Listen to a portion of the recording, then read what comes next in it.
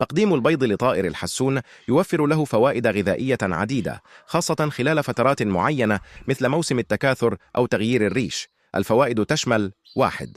مصدر غني بالبروتين. البيض يحتوي على نسبة عالية من البروتين الضروري لنمو العضلات وصحة الريش. 2. تقوية المناعة.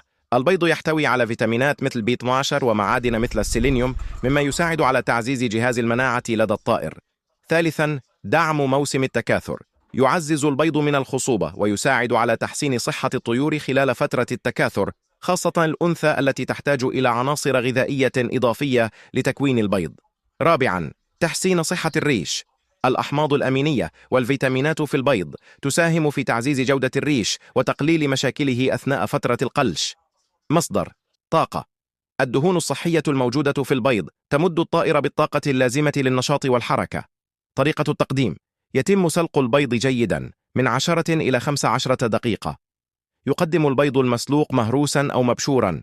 يمكن خلطه مع البذور أو تقديمه بمفرده، ولكن بكميات معتدلة، مرة أو مرتين أسبوعيا، لتجنب السمنة أو مشاكل الجهاز الهضمي. ملاحظة: تقديم البيض يجب أن يكون بشكل متوازن، حيث الإفراط قد يؤدي إلى مشاكل صحية.